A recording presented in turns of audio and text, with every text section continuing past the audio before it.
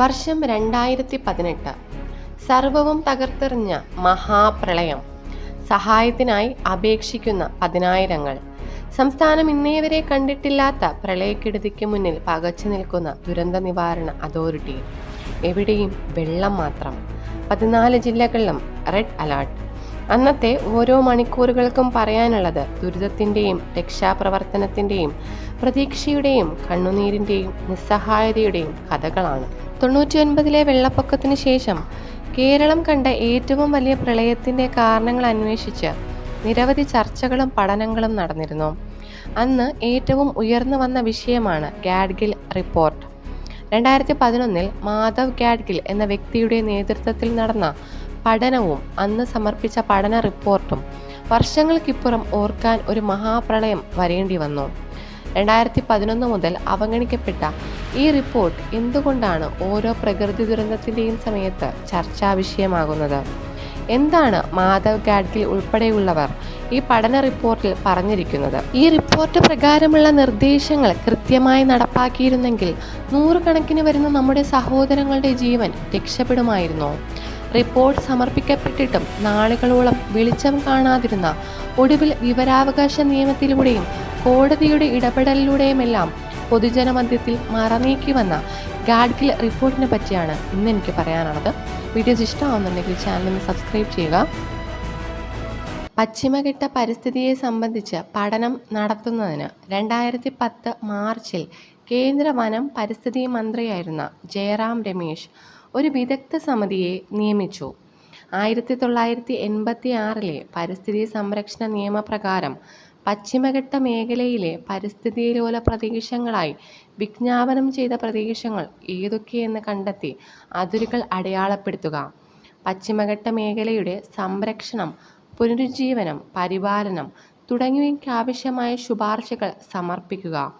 പരിസ്ഥിതി സംരക്ഷണ നിയമപ്രകാരം ഈ പ്രദേശങ്ങളെ പരിസ്ഥിതിലോല പ്രദേശമായി വിജ്ഞാപനം ചെയ്യുന്നതിന് ആവശ്യമായ മാനദണ്ഡങ്ങൾ നിർദ്ദേശിക്കുക തുടങ്ങിയവ സംബന്ധിച്ച പഠനങ്ങൾ നടത്താനായി കൊണ്ടുവന്ന കമ്മിറ്റിയാണ് മാധവ് ഗാഡ്ഗിൽ കമ്മിറ്റി. എന്തുകൊണ്ടാണ് പശ്ചിമഘട്ടത്തിന് ഇത്രത്തോളം പ്രാധാന്യം നൽകുന്നത്?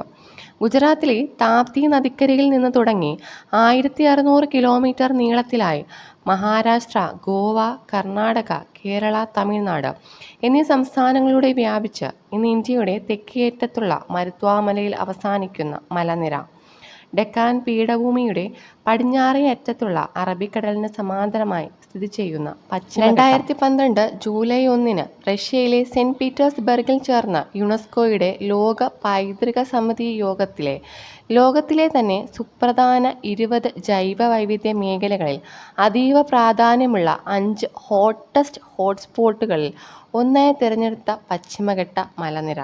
ഇന്ത്യയുടെ ഭൂവിസ്തൃതിയിൽ വെറും 6% താഴെ മാത്രമുള്ള പശ്ചിമഘട്ടത്തിലാണ് രാജ്യത്തിൽ ആകെ കിട്ടുന്ന മഴയുടെ 40% പെയ്യുന്നത്. കേരളം ഉൾപ്പെടെയുള്ള ദക്ഷിണേന്ത്യൻ സംസ്ഥാനങ്ങളുടെ കാലാവസ്ഥയെ മികച്ചതായി നിലനിർത്തുന്നതിനും രാജ്യത്തിൻ്റെ സമ്പദ്ഘടന ഉൾപ്പെടെയുള്ളവ രൂപപ്പെടുന്നതിനും നിലനിൽക്കുന്നതിനും പശ്ചിമഘട്ട മലനിരകൾക്ക് അതിൻ്റെ സന്തുലിതാവസ്ഥയിൽ നിലനിൽക്കേണ്ടതുണ്ട്. എന്താണ് ഗാഡ്ഗിൽ റിപ്പോർട്ട് വ്യക്തമാക്കുന്നത്? പശ്ചിമഘട്ടം മുഴുവനും പരിസ്ഥിതിലോല പ്രദേശമാണെന്ന് ഗാഡ്ഗിൽ കമ്മിറ്റി റിപ്പോർട്ട് വ്യക്തമാക്കുന്നു. പരിസ്ഥിതിലോല മേഖലകളെ സോൺ 1, സോൺ 2, സോൺ 3 എന്നിങ്ങനെ തരംതിരിച്ചു. സോൺ 1-ൽ യാതൊരു തരത്തിലുള്ള മൈനിങ്, തെർമൽ പവർ പ്ലാന്റ് പോലുള്ള പ്രവർത്തനങ്ങളൊന്നും അനുവദിക്കില്ല. ഇത്തരത്തിൽ സോൺ 2, 3-നും നിരവധി നിയന്ത്രണങ്ങളുണ്ട്. പരിസ്ഥിതിലോല മേഖലകളെ കൂടാതെ പരിസ്ഥിതിലോല പ്രദേശങ്ങളും സമിതി നിർദ്ദേശിച്ചിട്ടുണ്ട്. പശ്ചിമഘട്ടത്തിൻ്റെ അതിരുകൾ കണക്കാക്കി ഇവയെ പരിസ്ഥിതിലോല പ്രദേശമെന്ന് സമിതി നിർണയിച്ചു. സമിതി പരിഗണിച്ച കേരളത്തിലെ പരിസ്ഥിതി ലോല പ്രദേശങ്ങൾ ഏതൊക്കെയെന്ന് നോക്കാം.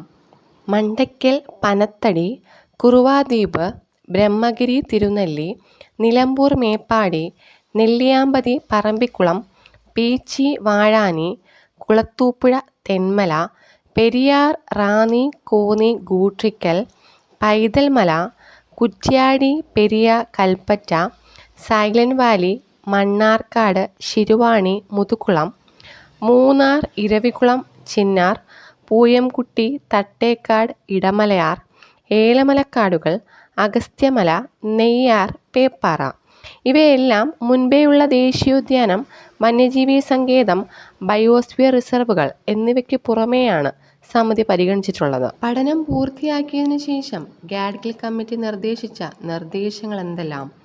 തേയില, കാപ്പി, ഏലയ്ക്ക, റബ്ബർ, വാഴ, പൈനാപ്പിൾ തുടങ്ങിയ മണ്ണൊലിപ്പിന് കാരണമാകുന്ന വിളകളുടെ കൃഷി ഈ പ്രദേശങ്ങളിൽ നിരോധിക്കണമെന്നും പ്ലാസ്റ്റിക് ഉപയോഗം 3 വർഷം കൊണ്ട് നിർത്തണമെന്നും പരിസ്ഥിതി ലോല മേഖലയായ സോൺ 1-ൽ 5 വർഷം കൊണ്ടും സോൺ 2-ൽ 8 വർഷം കൊണ്ടും സോൺ 3-ൽ 10 വർഷം കൊണ്ടും ജൈവ കൃഷിയിലേക്ക് മാറണമെന്നും എല്ലാ മേഖലകളിലും മഴവെള്ള ശേഖരണം, ആധുനിക ഊർജത്തിൻ്റെ ഉപയോഗം, മാലിന്യ സംസ്കരണം എന്നിവയ്ക്കുള്ള സൗകര്യം ഉണ്ടാക്കണമെന്നും റോഡ് വികസനം പരിസ്ഥിതി ആഘാത പഠനങ്ങൾക്ക് ശേഷമേ ആകാവൂ എന്നും പരിസ്ഥിതിക്ക് കോട്ടം പറ്റാത്ത രീതിയിലുള്ള കെട്ടിട നിർമ്മാണം നടത്തണമെന്നും സിമന്റ്, കമ്പി, മണൽ എന്നിവയുടെ ഉപയോഗം പരമാവധി കുറയ്ക്കണമെന്നും റിപ്പോർട്ടിൽ പറയുന്നുണ്ട്.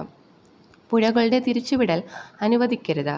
വനാവകാശ നിയമം കണക്കിലെടുത്ത് കമ്മ്യൂണിറ്റി ഫോറസ്റ്റ് റിസർവ് എന്ന സംവിധാനം നടപ്പിലാക്കണമെന്നും റിപ്പോർട്ടിൽ നിർദ്ദേശിക്കുന്നുണ്ട്. മേഖല 1-ൽ മണൽവാരലിനും പാറ പൊട്ടിക്കലിനും പുതിയ അനുമതി നൽകരുതെന്നും കാവുകളും കണ്ടൽക്കാടുകളും സംരക്ഷിക്കുന്നതിന് ധനസഹായം നൽകണമെന്നും അതിരപ്പള്ളി, ഗുണ്ടിയ അണക്കെട്ടുകൾ വേണ്ട എന്നും റിപ്പോർട്ടിൽ നിർദ്ദേശിക്കുന്നുണ്ട്.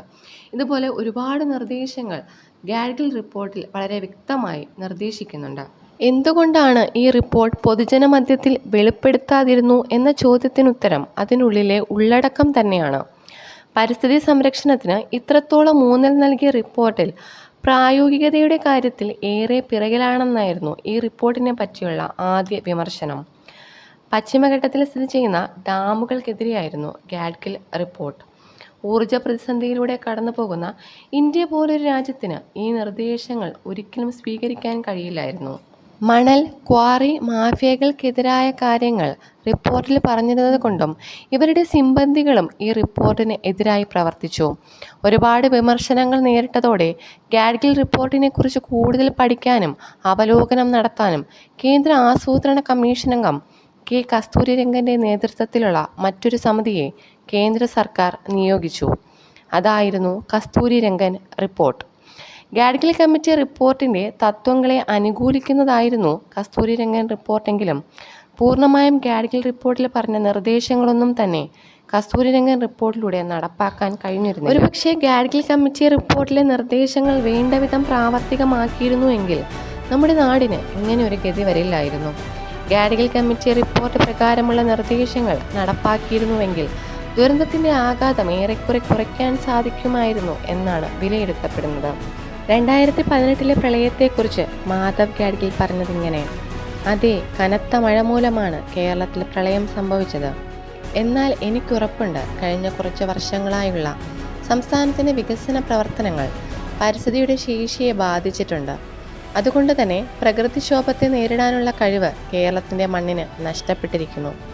ഇദ്ദേഹം പറഞ്ഞ ഈ വാക്കുകൾ നമുക്കുള്ള മുന്നറിയിപ്പ് കൂടിയാണ്. വീണ്ടും പുതിയൊരു വീഡിയോയിൽ കണ്ടുമുട്ടാം. It's me Nasrin. Thank you.